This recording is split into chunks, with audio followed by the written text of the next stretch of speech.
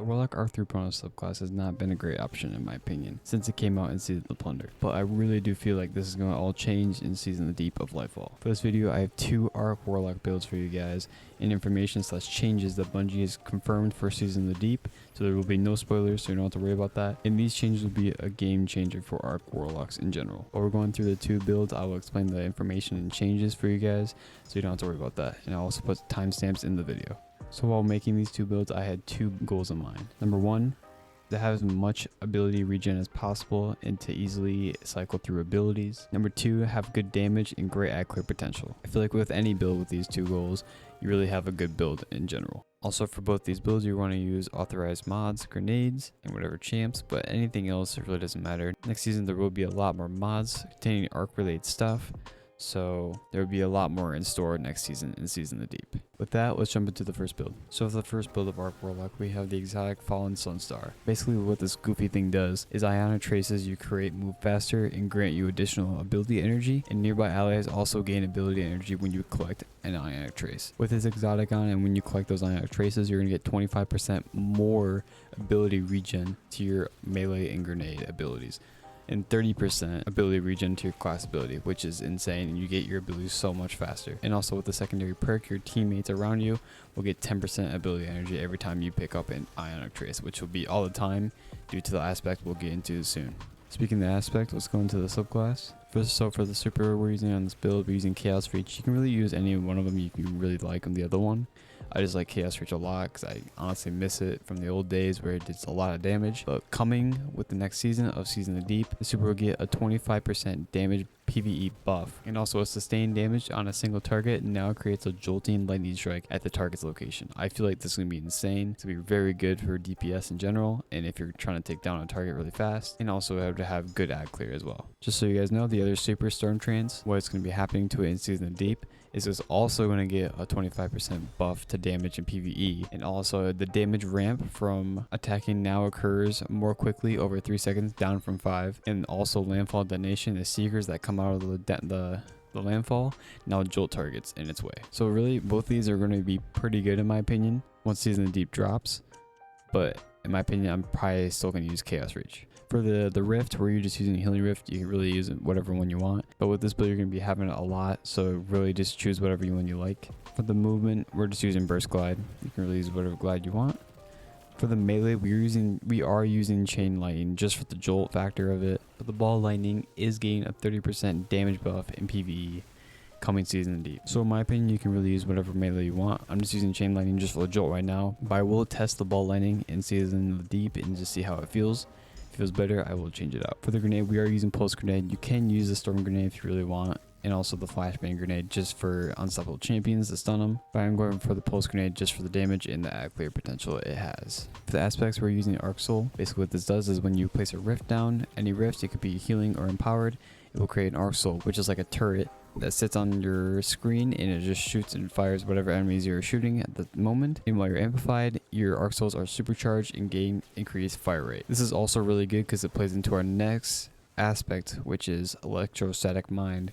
What this does is every arc ability we get a kill on, it will give us ionic traces. This also just is really good, and it feeds back to the build with the exotic and for the Arc Souls, because whenever you get an Arc Soul kill, it will create an ionic trace because it's basically an ability kill. So you probably can already see the gameplay loop from this, but with our fragments and mods, this will improve the gameplay loop in general and help us get more abilities to feed back into the gameplay loop. So for the fragments, we got Spark of Shock, your arc grenades, jolt targets. This is just a must in my opinion. This is probably the best fragment on the arc subclass. Spark of Ions, defeating a jolted target creates an ionic trace. This is just really nice, especially because it also feeds back into our build. We got Spark of Resistance. While we're surrounded by combatants, you are more resistant to incoming damage. You could probably swap this out for Spark of Amplitude just for the more orbs and just feed your whole build in general, but I just like the damage resistance because it's just nice to have, especially because you're going to be surrounded a lot with this build and you're going to be pushing a lot with this build. Spark of Discharge. Arc weapon final blows have a chance to create an ionic trace. This is very nice, especially with the weapons we're going to be talking about in a second as well. This just also just feeds into our build in general and gives us more ability energy. Now let's go into the mods, just enhance more of our build. So for the helmet, we got Ash as the assets, gain bonus super energy on grenade kills. We're going to get a lot of grenade kills with this, especially with the jolt. This will all play into your super, and Chaos Reach is a pretty fast super in general to recharge, so you're going to be getting your super a lot with this build. Get heavy ammo finder. I just saw a video today actually that it normally takes like 82 kills to get a heavy brick to drop, but if you have this modded on, it would take 17 kills to get a heavy ammo drop. But that also is with the exotic primary, which also gives you more chance of a heavy dropping. For the third mod, for the helmet, Arc Siphon, Rapid Arc Weapon Final Blows, create an orbit power. This also will just feed into our armor charge system and our build in general. For the gauntlets, we give impacting induction, causing damage with a melee attack reduces your grenade cooldown. So every time you use your melee attack, it will give you 20% of your grenade back. Bolstering detonation grants class ability energy when you cause damage with a grenade. This is also around 20%, I believe, for your rift energy after getting a grenade hit. And then finally, we got firepower for the gauntlets. Your grenade final blows create orbs of power. We're going to be gaining a lot of kills with a grenade, so this is very nice to have. For the chest piece, we just got resistance mods. You could probably put on charged up if you want to, or just even an emergency reinforcement or whatever you need to get your stats up. But yeah, I just have resistance on just for higher level content.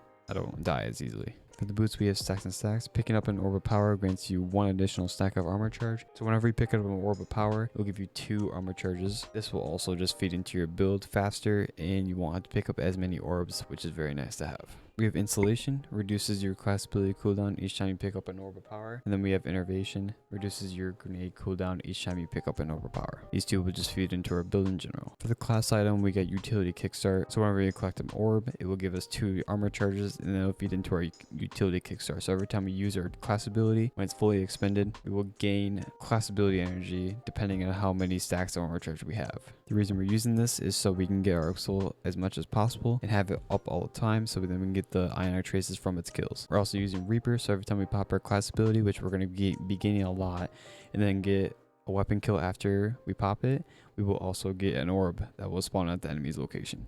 We also have Bomber, reduces grenade cooldown when using your class ability. This will be a lot because we're going to be popping our class ability like a lot, like I said. So we're going to be reducing our grenade cooldown as well. So now let's go into the stats. So for this build, you want to build into resilience, recovery, and discipline. In the order of what you want to build into, probably be 100 resil. Probably build into your grenade next, just so you get your grenade as much as possible, because that will be one of the factors that feeds into our build. And then you can build into recovery. The reason why recovery is last is because we already have so much going into our class ability that it really doesn't matter how low or high our recovery is. For this build, I have 52 recovery, so do with that as you wish.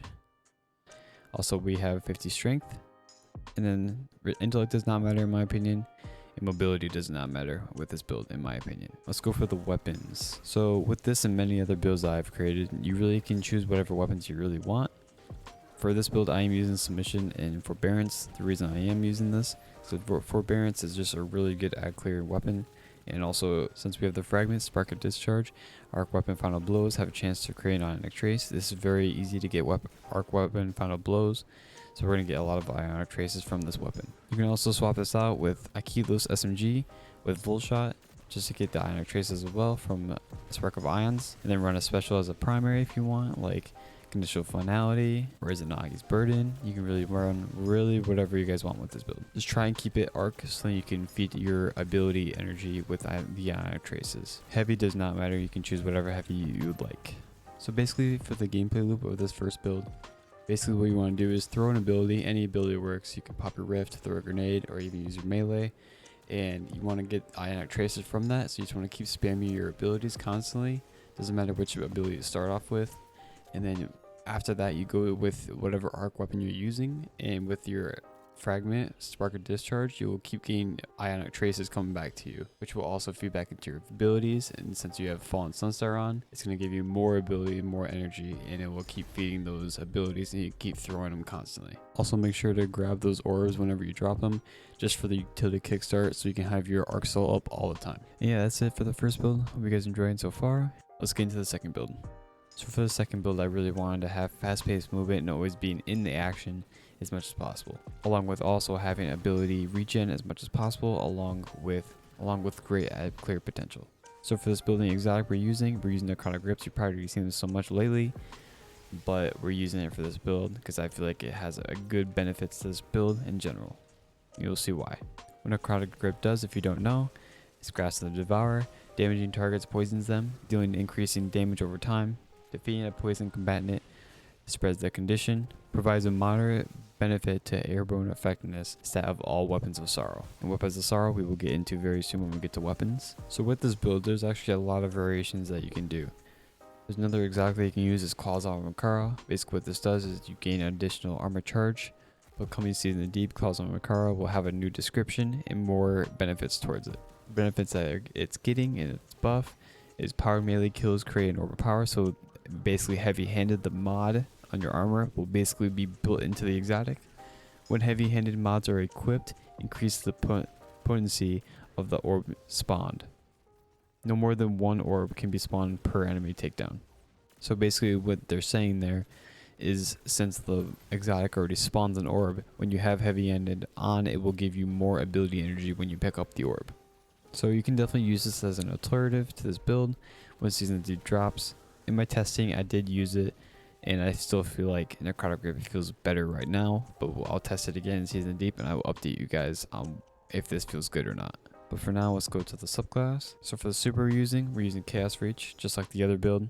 You can really use whatever super you like with this build though. Once Season of the Deep drops, they will both be better. For the rift we're using, it's Healing Rift. But you can really use Empowerment Rift if you want. I was actually thinking about it, I'm not gonna lie. But yeah, you can really use whatever rift you really like. The glide, I'm using Burst Glide. You can use whatever glide you want. So for the melee, we are using Chain Lightning for this melee, just because it has a lower cooldown.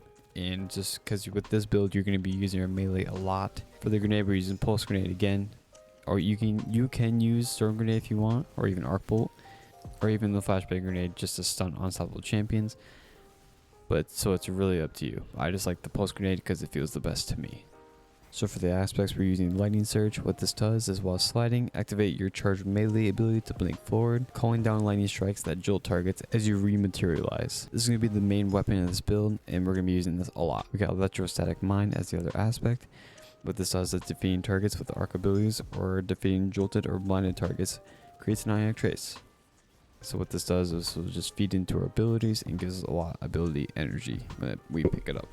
Also coming next season, we will have an escalating chance every time I pick one up to get an armor charge. So this will be also really good to play into our builds in general. So for the fragments, we got Spark of Shock. Your arc grenades jolt targets. Jolt is just so good, especially on arc grenades and especially on the pulse grenade. So this is why I'm using that. Spark of Ions.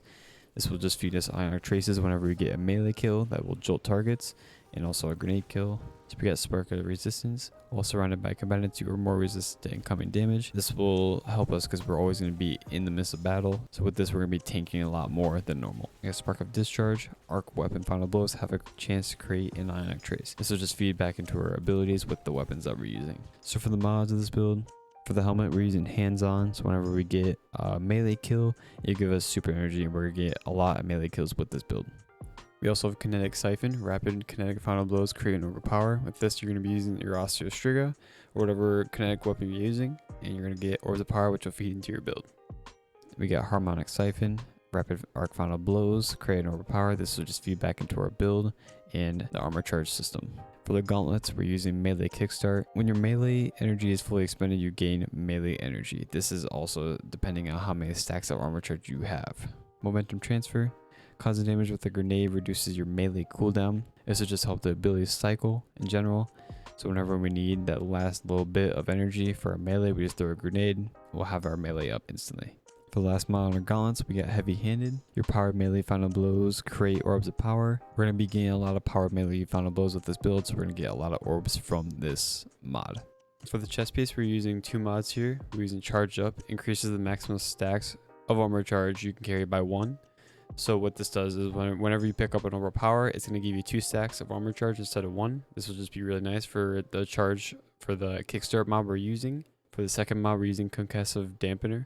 What this does is it reduces incoming area of effect damage from combatants, and in my opinion, this is if you're going for 1 resist on your chest piece, you should always go for concussive because it's worldwide and it's just really nice to have, and it does a lot. For the boots, we have recuperation. What this does is replenishes health each time you pick up an orb. We're going to be making a lot of orbs with this build. So you're going to be healing just from the orbs with this build. Okay, Invigoration reduces melee cooldown each time you pick up an orb of power. This will just help feed our melee regeneration just in general, just to get our melee up as fast as possible. For the last mod on a boost, we have stacks and stacks, so every time we pick up an orb of power, it will give us 2 armor charges instead of 1. This will help the melee kickstart that we have to feed the melee every time we use it. For the class ability, we have Outreach, reduces melee cooldown when you're using your class ability. With the Ionic Traces, we're going to get a lot of class ability energy, so this will help us regen our melee if we're not there yet. We also have Reaper, so whenever we use our class ability, we will also, on a weapon final blow, we will get an orb of power. Again, this will feed back into our charge up and our melee kickstart just to feed the build and get our melee back as fast as possible. Then we have Bomber, reduces grenade cooldown when using your class ability. This will just feed back into momentum transfer, and so whenever we throw our grenade, we will get melee back in general, just to keep the loop going. So for the stats of this build, you want to build into Resil, Discipline, and Strength. In the order you probably want to build them into is Resil first, go 100 for that. Go as high as possible with Strength, and then the highest possible for Discipline, in that order. This is just so you have survivability from Resilience, a grenade ability regen from Discipline, and Strength as well. For the weapons of this build, we're using Submission and Forbearance, same as last build. Again, from the last build, you can really use whatever build or weapons you really want. You can use Akilos SMG with Full Shot, or even Brigand's Law, since this item's got a buff recently with Full Shot. You can really use whatever weapon you want. I just recommend that it should be Arc, just so you get a Ionic Traces from the weapon kills. So also for the weapons, you can actually pair 2 exotics with Necrotic Grips. So basically the 2 weapons that we're going to be mentioning in a second are Weapons of Sorrow, so it chains with Necrotic Grips. So every time you get a kill, it will have poison coming off the target, which will also chain. So if that target dies, it will keep chaining over and over again because Necrotic Grips is on. 2 weapons I'm talking about is Osteostriga and Thorn. I recommend Osteostriga the most probably, even though Thorn and hand cannons in general just got a 20% buff, but I still think Osteostriga is top tier for this concept. In the background gameplay, basically you can see what I'm talking about and how it chains, and also you can pair this, you can put this into this build if you really want to. So for the gameplay loop of the second build, basically what you want to do is just use your power melee as much as possible. So whenever you have it up and you see a big group of enemies, or even a boss for that matter, you want to use your power melee with Necrotic Grips. And basically what this does is when you use the power melee, it's going to put jolt onto the target, and then also Necrotic Grip will also proc, so you're going to poison the target. And with that ticking from the Necrotic Grip, it's going to keep proccing the jolt, since jolt needs damage to proc. So it's going to keep proccing the jolt, and it will keep damaging everything around that target, especially if it has a lot of health. But if it doesn't, then the add clear potential with this build is great, and also the dot damage is really nice to have. But again, you just want to use your powered melee, get as many poison enemies as possible, and make sure to pick up those orbs again for the kickstart, for your melee kickstart, just to get your melee back as fast as possible every time you use it. And when you don't have your melee, use your grenade to feed back into your melee, just so you get more melee energy. Also with your rift, it does the same thing. And then use whatever arc weapon you have, just because of our Spark of Discharge and the Ionic Traces that can come to you with all the kills that you get from an arc weapon. So with that, those are my 2 arc Warlock builds I made recently. I hope you guys enjoyed the video and maybe learned something as well. If you have, please leave a like and subscribe. If you enjoyed this video and want to see more content from me, make sure to go check out my YouTube channel. I have many builds over Titan so far, and this is my first build for Warlocks, which I'll have more videos on Warlock in the weeks coming. And also after Warlock, I will have Hunter builds. Also Tuesday, 23rd of May, Season of the Deep is dropping, and I will be streaming it live on Twitch. So if you guys are interested in that and want to watch me play Season Z for the first time, make sure to go check out my Twitch channel, twitch.tv/Cunor99, CUNOR99. I will be streaming after 5 p.m. EST. The reason I'm streaming so late is because of work, sadly. But we will be streaming that night and having some fun. So if you want to stop by and have some fun, make sure to go check that out. Also, these 2 builds will have dim links in the description below. So make sure to go check those out if you guys are interested in the builds. In coming Season of the Deep, I will be testing out a lot of exotics with different builds, so make sure to look out for those videos. And also, if you have any other questions, make sure to join our Discord. The link will be in the description, and I'll be happy to answer any questions you guys have. Again, if you guys enjoyed this video, please leave a like and subscribe. It would be greatly appreciated. Thanks for tuning in, and yeah, I hope you guys have a great rest of your day.